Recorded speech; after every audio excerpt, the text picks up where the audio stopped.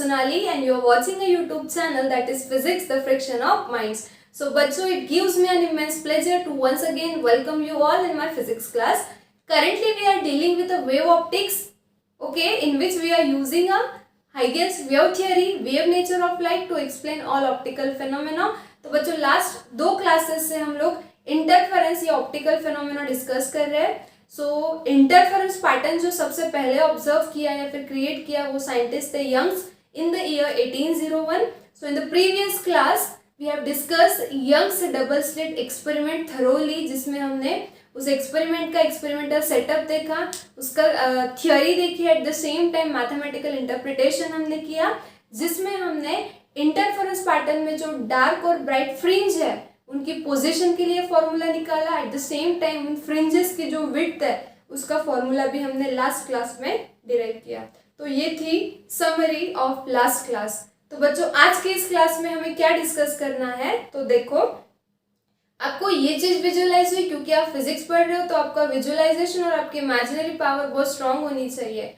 हमें पता है इंटरफेरेंस पैटर्न का फॉर्म होता है जब भी मीडियम के कोई पॉइंट पे एक से ज्यादा वेव्स रीच करती है, they interfere with each other and creates the interference pattern, right. So अगर ऐसी केस है तो इस रूम को एक मीडियम कंसिडर करो. Okay, now this medium consist of a number of particles, correct.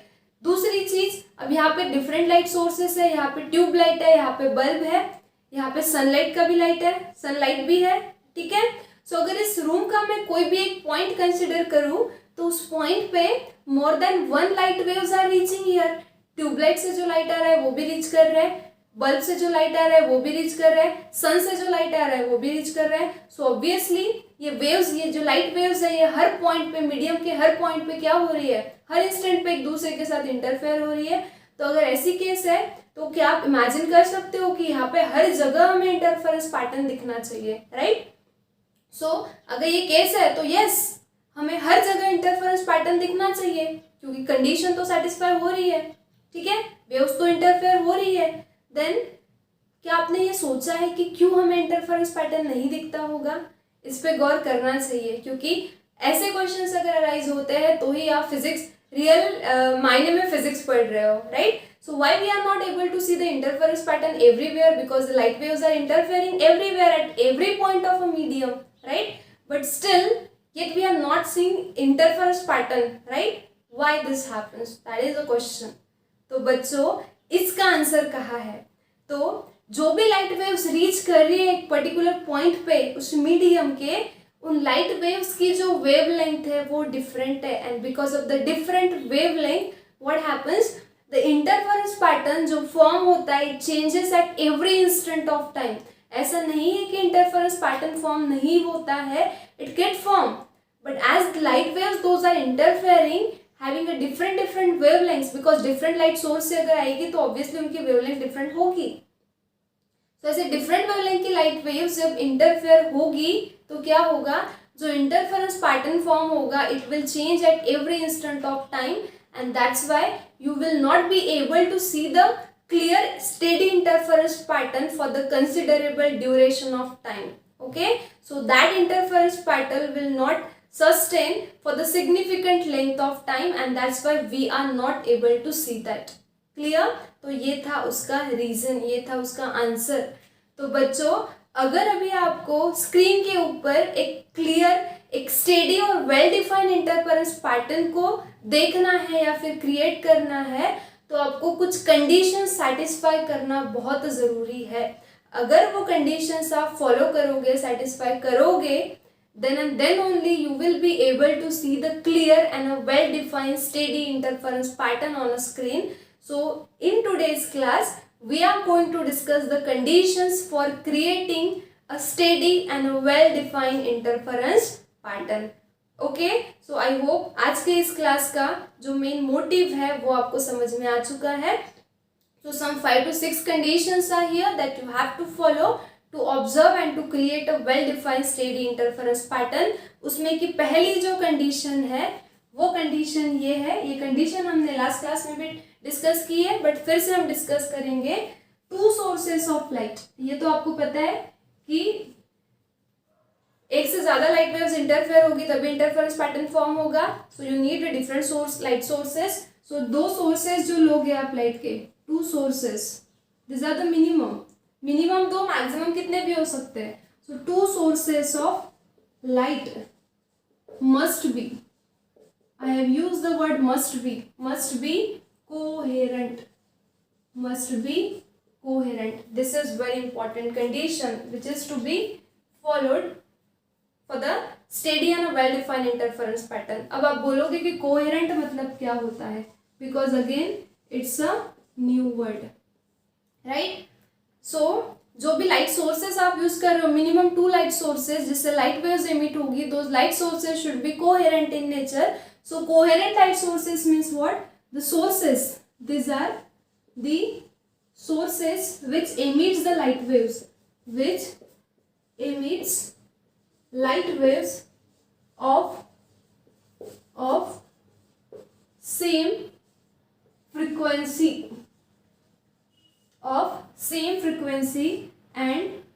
and have constant phase difference.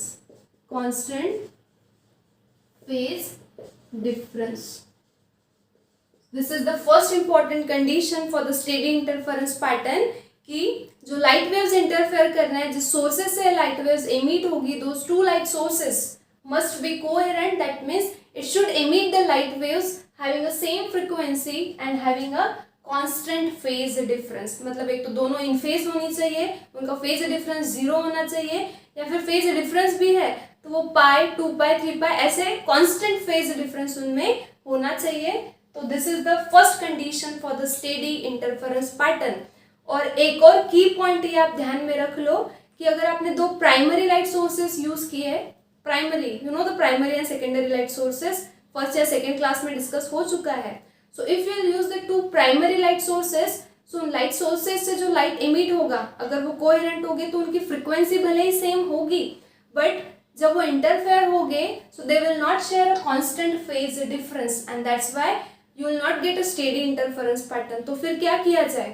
तो ये last class में भी मैंने आपको बताया है कि आपको दो प्राइमरी कोहेरेंट सोर्सेज ना यूज करते हुए आपको एक प्राइमरी सोर्स यूज करना है. उस प्राइमरी सोर्स से आपको दो सेकेंडरी सोर्सेस क्रिएट करने बाय यूजिंग पिन होल्स और स्लिट्स. ओके, वो दो secondary sources should be coherent. वहां से जो लाइट एमिट होगा वो इंटरफेयर होगा and then you will get the steady interference pattern. तो कभी भी इंटरफेरेंस पैटर्न अगर क्रिएट करोगे तो दो प्राइमरी सोर्सेस ना यूज करते हुए एक प्राइमरी सोर्स से पहले दो सेकेंडरी कोहेरेंट सोर्सेस फॉर्म करो and then interference pattern form करो. क्लियर? ये हो गई आपकी पहली कंडीशन. दूसरी कंडीशन ये है कि to sources of light must be monochromatic. फिर से नया वर्ड आ गया. कोहेरेंट का मीनिंग अभी आपको समझ में आ चुका है. अब ये फिर से एक नया वर्ड आ गया. What is that? मोनोक्रोमैटिक. अब मोनोक्रोमैटिक का मतलब क्या होता है? तो बच्चों इस वर्ड को अगर हम दो इसमें स्प्लिट करें, सो मोनो और ये है क्रोमैटिक. सो क्रोमैटिक, क्रोम मतलब होता है colour, this stands for colour and mono means single. Clear? तो अभी आपको समझ में आ गया होगा कि दो लाइट सोर्सेज जो आप यूज कर रहे हो इंटरफेरेंस पैटर्न क्रिएट करने के लिए, of course secondary light source, not a primary. Clear? First condition में मैंने क्लियर करवा के दिया है आपको. सो those two secondary coherent light sources now should be monochromatic. Now chromatic means color and mono means single. अब मुझे बताओ लाइट का कलर कौन डिसाइड करता है? Who decides the color of light? Its wavelength. Its wavelength decides the color of light, right? So two sources जिससे light emit हो रहा है, it should be monochromatic means what? It should emit the light wave of the same color. और colour same कब होगा? जब उनकी wavelength कैसी होगी, उन दो लाइट वेव्स की वेवलेंथ कैसी होगी? सेम होगी. तो मोनोक्रोमैटिक का मतलब क्या हुआ फिर?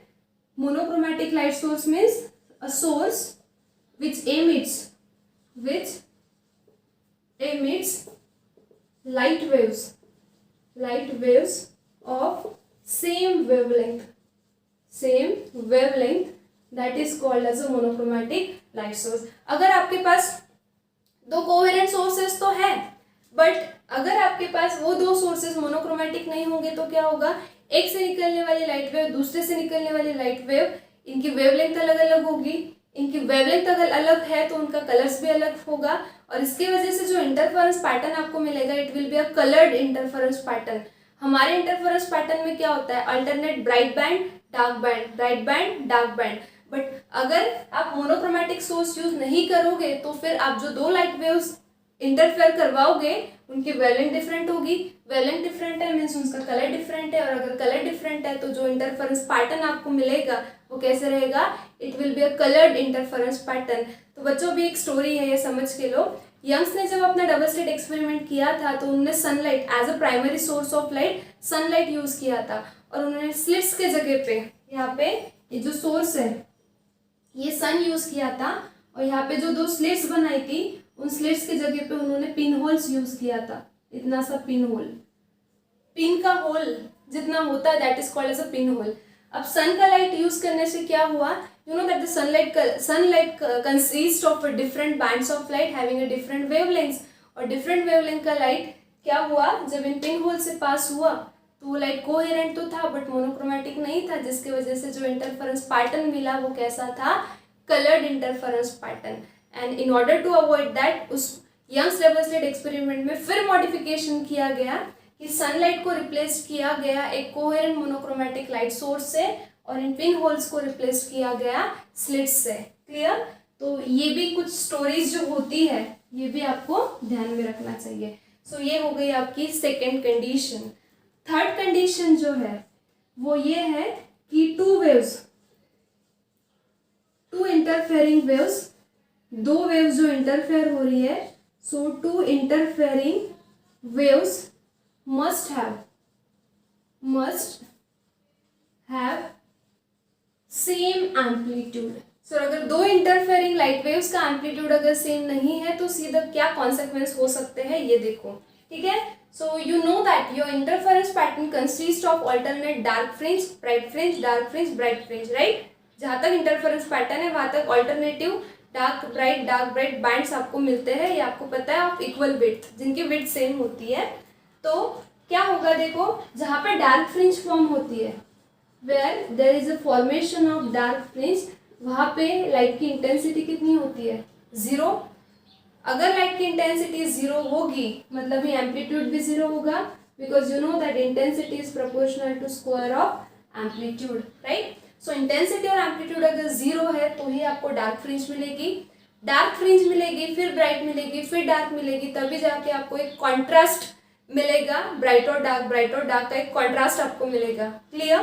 सो for that contradiction, okay, you need a two interfering light waves of same amplitudes, then and then only you will get the dark fringe having zero intensity.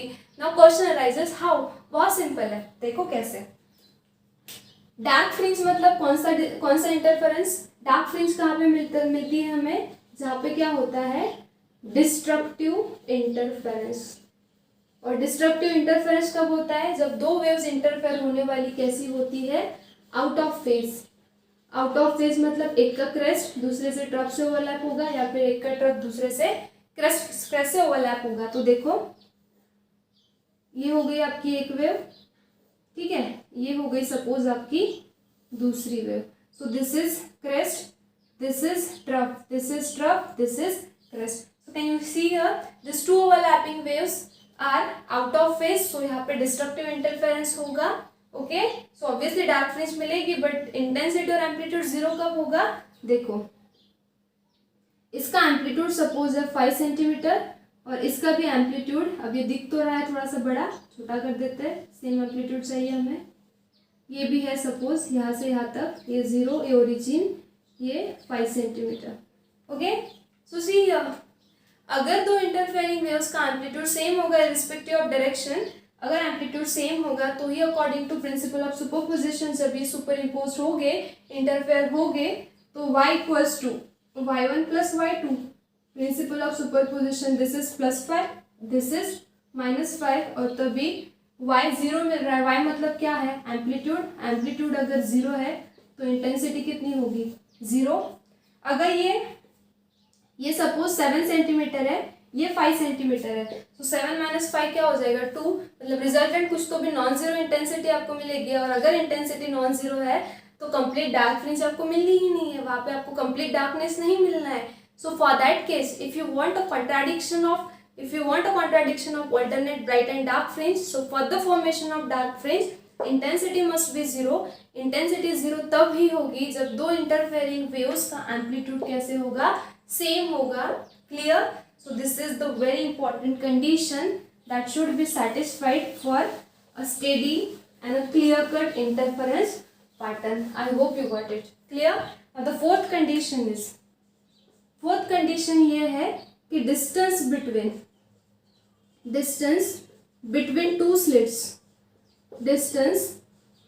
two slits जो हम small d से represent करते हैं, last class में देखा था, must be small as compared to distance between a plane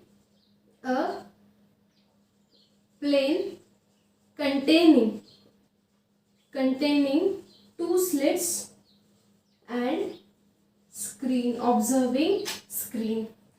ये distance जो है, ये हमने डिस्टेंस हमने डिनोट किया था कैपिटल डी से डायग्राम में। तो देखो कैसे डायग्राम थी, ये था आपका सोर्स, यहाँ पे थी आपकी ये दो स्लिट्स, यहाँ पे थी ये दो स्लिट्स, ये था S1 और ये था S2, ये दोनों में का जो डिस्टेंस था वो था D, और यहाँ पे थी आपकी स्क्रीन जो थी डिस्टेंस कैपिटल D पे from the plane containing these two slits. So according to this condition, what they are saying, distance between these two slits should be small as compared to the distance between the plane containing these two slits and this screen। इसका मतलब ही क्या, small d should be very very less than capital D। ये condition भी satisfy होना बहुत ज़रूरी है, तभी आपको क्या मिलेगा, तभी आपको एक वेल डिफाइंड इंटरफेरेंस पैटर्न मिलेगा। क्यों? क्योंकि अगर ये डिस्टेंस अगर कम होगा एज कम्पेयर टू डी, या फिर इसके इक्वल होगा या कम होगा, तो क्या होगा, आपको इंटरफेरेंस पैटर्न तो मिलेगा, आपको अल्टरनेट डार्क और ब्राइट फ्रिंज भी मिलेगी, बट क्या होगा, बिकॉज ऑफ दैट जो फ्रिंज की विड्थ होगी वो बहुत कम होगी, and if the fringe width is very less you will not able to see the well defined steady interference pattern. Clear? So this condition should be satisfied. But जो fifth condition जो satisfy होनी चाहिए वो ये है कि जो दो स्लिट्स आप यूज कर रहे हो as a secondary source of light, जो दो स्लिट्स आप यूज कर रहे हो, so that two slits should be narrow. ये दो स्लिट्स कैसे होनी चाहिए, narrow.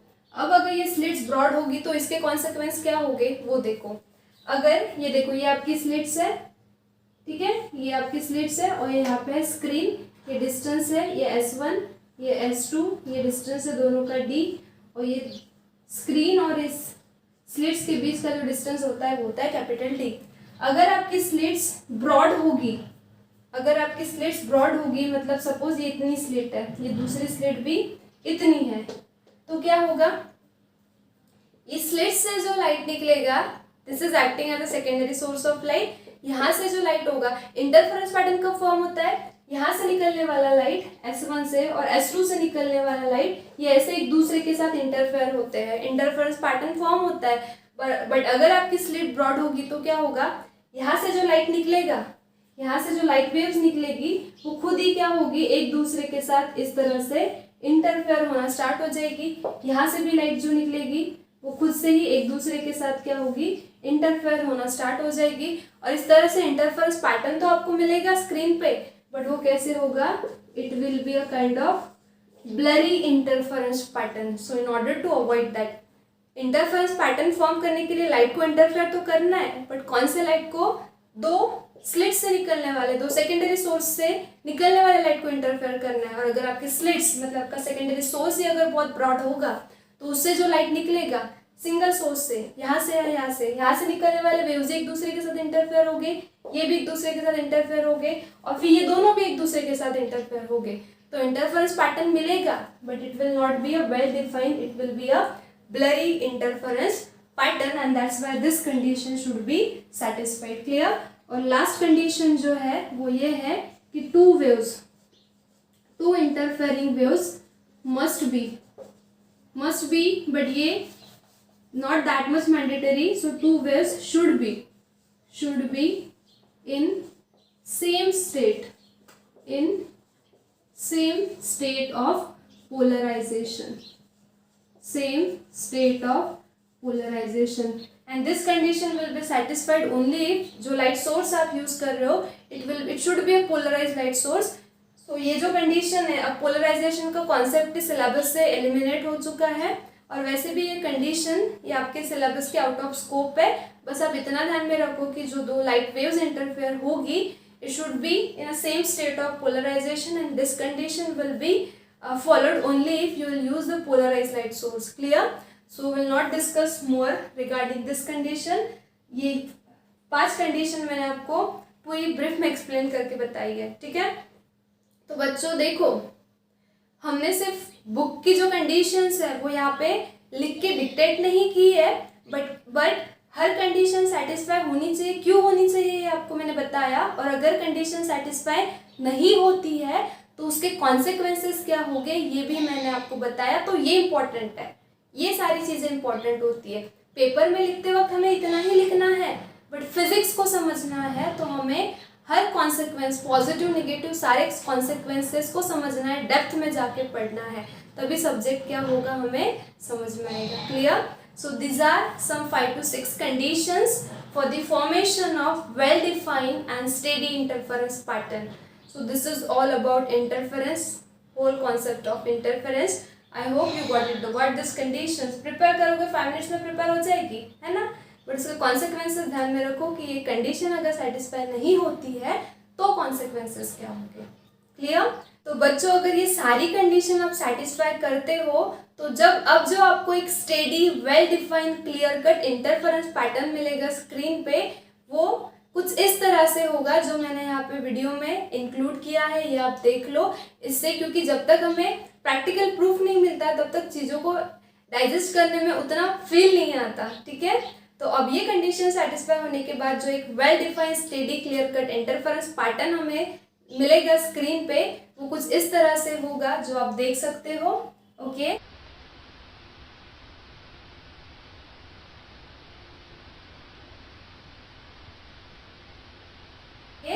so with this I declare this point is over. So in the next class we'll meet with the next point regarding wave optics. Till then, stay studious, stay curious. Thank you.